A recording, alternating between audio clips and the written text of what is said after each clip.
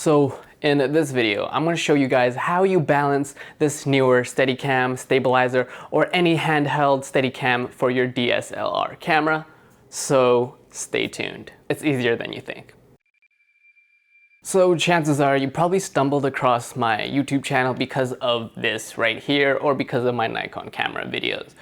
But in this video, I'm going to talk to you on more a professional level of how you actually balance this Neweer stabilizer, as my other series that I have done with the stabilizer to show you guys were done in the spur of the moment. So first thing out of the box of how you stabilize this, any handheld stabilizer, is you want to grab your DSLR and you want to remove any weight. In other words, the lens cap, the lens hood if you plan on filming with or without it, and yes, most importantly, you want to take out the straps, because if you have a strap on top of your Steadicam, that is going to affect the overall balancing and it's going to throw off the weight. So make sure you take off the strap. And the next thing you want to do is you want to find your 1/8 inch screw,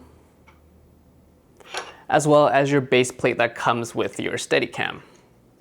And as you can see the hole here, you want to put that hole all the way down, and that is where your camera is going to go. It's going to go into this screw right here. So you screw in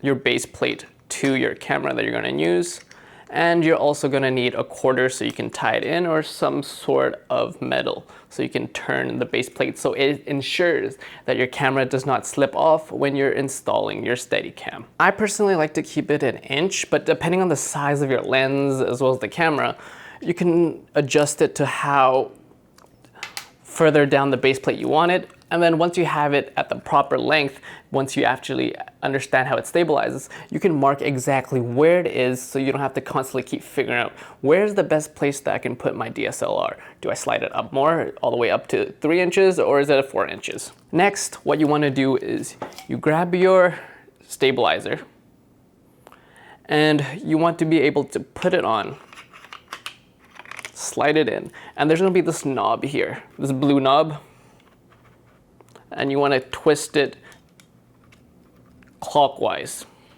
So now that you have your DSLR or camera on top of your Steadicam, now you should not be afraid to spin it. As long as you make sure the knobs are fully twisted and tight, you should have no concerns.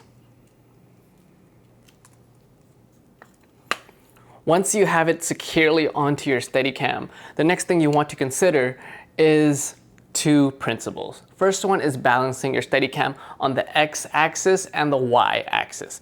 In other words, what I'm trying to say is you want to balance it so that the camera does not lean forward too much, so it pretty much stays center. And once it stays center, you want to make sure that it's balancing on its X-axis, so left and right. And how you do that is by the drop test.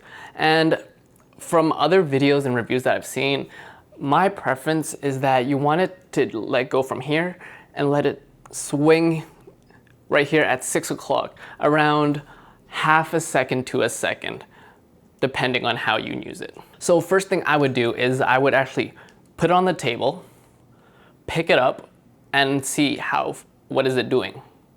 Right now it is leaning way too much front, so it is very front heavy. So I can do 2 things. I can either unscrew this and move the camera a little back, like this.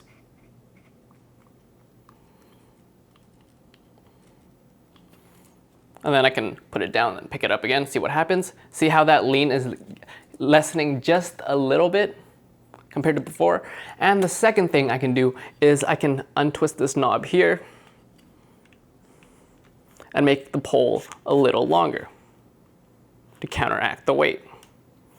And there's also one thing I forgot to mention. You want to have base weights, right? Depending on the weight of your camera, you might need 2 plates here, 1 plate here, 1 plate here. It's really up to the weight of your camera. But for me, I'm using 1 plate specifically lined here, but my second plate, my back plate, is kind of strategically placed back here, so it's a little bit more back heavy, and that is how I place my base weights on this Steadicam. But depending on your overall weight of the camera and the lens, you might need more or less weight. So now what I'm going to be doing is I'm going to be picking up the camera and holding it by the bottom underneath here, picking up, and it's all about reacting to how it moves. So I pick up slowly and still leaning a little bit forward.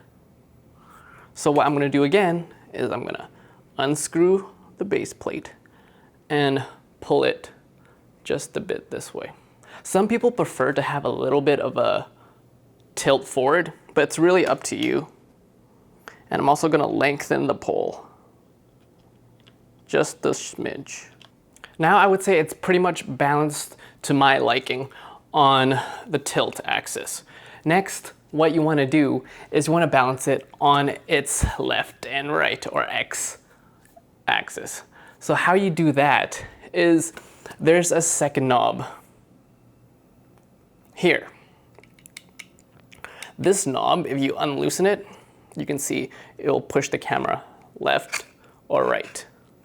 And depending on where your camera is leaning, you want to push it to the opposite way so it balances out. So I'm going to be putting it down, picking up, and it's leaning a smidge to the right. So what I want to do is unscrew it, push it to the left. And I would say that's pretty balanced. So then I would do the test. So the drop test, you would hold it sideways, 1000. So around half a second. And you can also test whether or not it's balanced by picking it up and kind of like moving it forward. I don't want to smash my other camera here, but pick it up and you want to. It's tilting just a little bit, so I need a little bit more of an adjustment. But that is the quick, simple tutorial of how you balance a Neewer Steadicam, and try not to smack or do anything crazy with this.